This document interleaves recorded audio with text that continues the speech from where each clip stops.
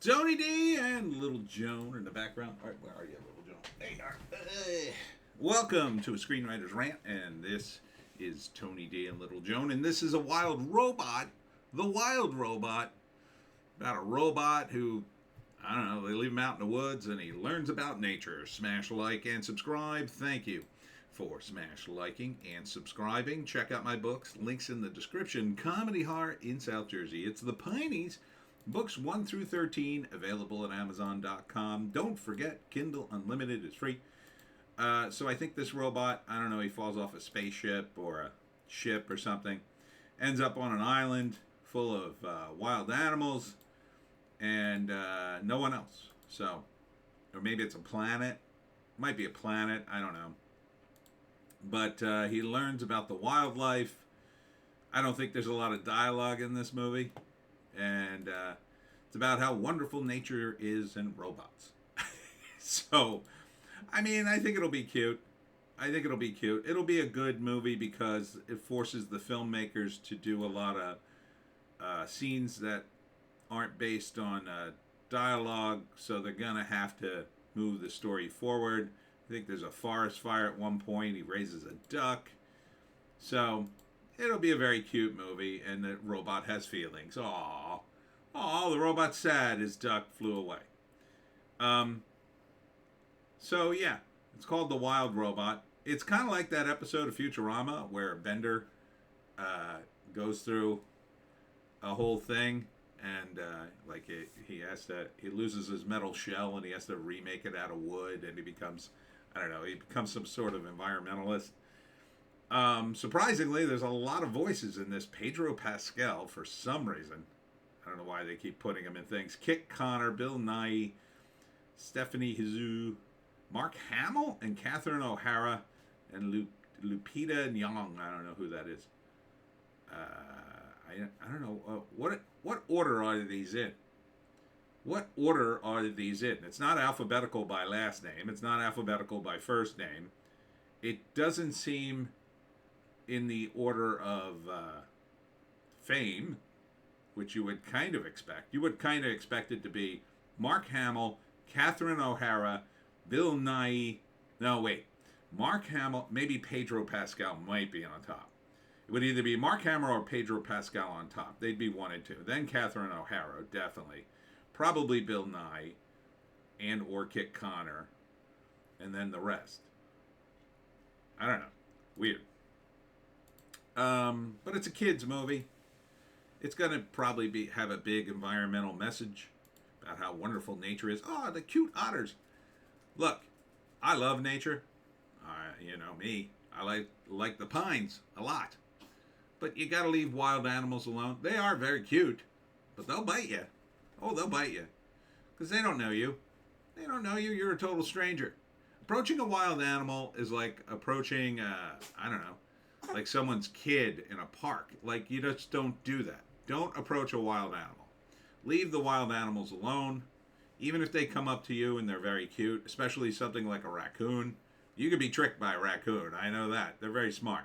If you're going to give it food, throw it. Throw it away from yourself. Don't hand it to them. Don't get your hand anywhere near a wild animal. They may bite you. Not intentionally, possibly out of fear, possibly just to test you, possibly to playing around, but you don't know what kind of diseases they have. But the otters are very cute. The animals are very cute, but you should leave them in their wild habitat. If you want to do something nice for the animals, don't do a lot of development. Don't tear down all the trees. Leave the trees alone. That's a good thing for the animals. So would I see this movie? I don't know. It's a little much. I mean, this scene right here, he's hugging all the animals. That's a bit much. That's a bit much. All these animals are going to get along and hug him. I think that's a bit much. But it's cute. I mean, if someone said, "Oh, I'm watching this movie. Do you want to watch it?" I might sit in a room and tune in. I'm sure there's some cool sequences in it. But that being said, it's probably an environmental cudgel which to bash over the head. Ah, the environment, the environment. Because that's what Hollywood seems to do these days. What do you want? Speaking of wild animals, cute animals. So first act, robot gets stranded on planet. Maybe we get to see a little bit of his programming, what he's supposed to do, where he's gonna go, and then that's probably where we hear the voices. I don't know if the robot has a voice, maybe.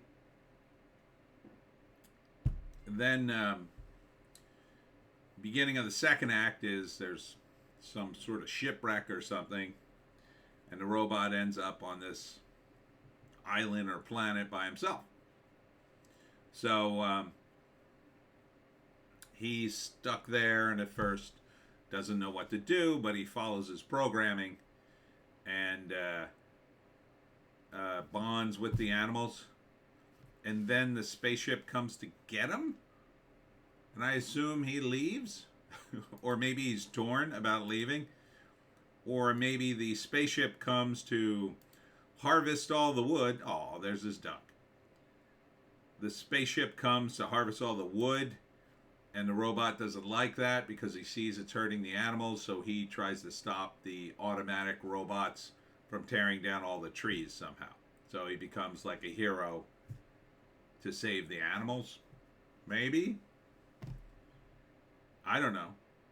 I don't know what the third act with this be. Or he, the spaceship comes to pick up the robot, and then the robot won't go with the spaceship, and he kind of hides himself. Maybe he, in order to save the animals or something, he turns himself off, and then the ship leaves, but then the robots come over, and not the robots, the animals come over, and they're like, oh no, robot, friendly robot, and then they end up accidentally pushing the button again to turn him on, and he's back to life, and it's all good. Something like that. I mean, it'll be a cute movie. It'll be impossibly cute with impossibly cute animals, and it's basically WALL-E, the next generation, when you think about it. And I like WALL-E, so I think I would enjoy some of the sequences, but I wouldn't go out of my way to see this. It's not for me. It's for little kids. But I think it'll be mostly harmless. It'll have a big climate message, I'm sure, but probably won't be... probably be missed by kids for the most part anyway. They just like animals. All right, here's the write-up. From DreamWorks Animation comes a new adaptation of a literary sensation. Peter Brown's beloved award-winning #1 New York Times bestseller, The Wild Robot. I've never heard of that. The New York Times bestseller really doesn't mean what it used to, in my view. But that being said, they're pushing it. The epic adventure follows the journey of the robot, Rosum Unit 7134, ROS for short, that is shipwrecked on an uninhabited island and must learn to adapt to the harsh surroundings, gradually building a relationship with the animals on the island, becoming the adoptive parent of an orphan gosling. Oh, it's a gosling. The Wild Robot stars Academy Award winner Lupita Nyong'o from Us and the Black Panther franchise.